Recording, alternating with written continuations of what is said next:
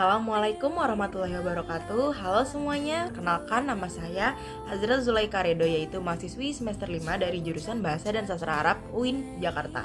Manuskrip yang akan saya bahas kali ini berjudul Book of Islamic Theology atau buku teologi Islam, di mana manuskrip ini memuat konsep-konsep dasar teologi Islam termasuk hakikat iman, eskatologi yang merupakan salah satu bagian dari teologi dan juga filsafat, atau mungkin pemahaman mudahnya peristiwa-peristiwa masa depan atau nasib akhir dari seluruh umat manusia, dan juga tentang kenabian.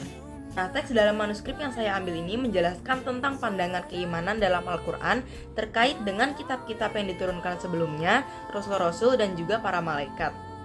Manuskrip ini menggambarkan bahwa keimanan juga melibatkan keyakinan pada kitab-kitab sebelum Al-Quran yang diturunkan, seperti kitab Taurat dan juga Injil, serta nabi-nabi yang sudah ada sebelumnya tanpa membeda-bedakan di antara mereka. Tentunya manuskrip ini mudah diakses secara umum karena sudah didigitalisasi di salah satu platform digital, yaitu Dreamsea. Kode akses manuskrip ini adalah DS00100016. Manuskrip ini tidak lengkap karena bagian awal dan akhirnya tidak ada. Teks yang ditulis pun menggunakan tinta hitam dan juga tinta merah, di mana tinta merah biasanya digunakan untuk memberi tanda pada suatu topik atau mempertegas sebuah gagasan yang dalam filologi biasa disebut dengan rubrikasi. Manuskrip ini ditemukan atau berasal dari kota Bau-Bau, Provinsi Sulawesi Selatan. Tulisan dalam manuskrip ini menggunakan aksara Arab dan juga berbahasa Arab. Dalam manuskrip ini dapat ditemukan sebuah watermark dan ditulis menggunakan kertas Eropa dengan ukuran 22 x 15,8 cm. Naskah ini memiliki total 20 halaman dan tidak memiliki cover ataupun sampul. Sekarang saya akan berbicara tentang pentingnya peran anak muda atau peran generasi milenial dalam melestarikan manuskrip-manuskrip tersebut, terutama di era digital saat ini.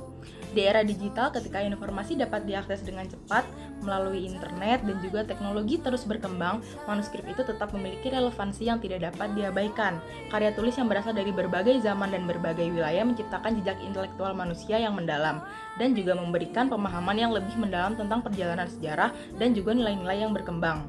Keberlanjutan manuskrip di era digital itu dapat memastikan bahwa warisan pengetahuan kita dapat diwariskan dengan aman ke generasi-generasi berikutnya. Dengan mempertahankan format fisik manuskrip, kita juga menjaga keandalan dan keberlanjutan informasi jangka panjang, dan juga dapat menghindari risiko kehilangan data digital yang dapat terjadi akibat perubahan teknologi ataupun bencana alam. Karena saya sendiri berada di program studi bahasa dan sastra Arab, manuskrip ini tentunya memiliki kaitan dan juga relevansi dengan jurusan yang saya ambil. Manuskrip memiliki kaitan yang erat dengan ilmu bahasa dan sastra Arab. Kenapa? Karena manuskrip ini dapat mencerminkan perkembangan dan kekayaan bahasa Arab dari masa ke masa. Dalam manuskrip, kita juga dapat menelusuri evolusi struktur kalimat, kosakata, dan juga gaya penulisan dalam bahasa Arab. Nah, manuskrip juga dapat menciptakan hubungan penting antara bahasa Arab dan juga identitas budaya, di mana dalam konteks sastra Arab, manuskrip seringkali menjadi penjaga tradisi dan juga penjelas nilai-nilai kultural yang tercermin dalam karya tersebut. Tentunya terdapat beberapa website atau platform yang dapat kita akses untuk menemukan manuskrip-manuskrip yang ingin kita kaji. Contohnya ada platform Dreamsea, EAP, dan juga Kastara. Nah, ketiga website yang sudah saya sebutkan dapat memberikan akses ke sumber-sumber seperti teks klasik dan juga literatur linguistik. Jadi dari ketiga website tadi kita dapat lebih aktif untuk mempelajari sebuah manuskrip, dan itu dapat membantu dalam pemahaman konsep filologi. Saya juga akan memberikan ulasan singkat tentang salah satu episode video Ngariksa.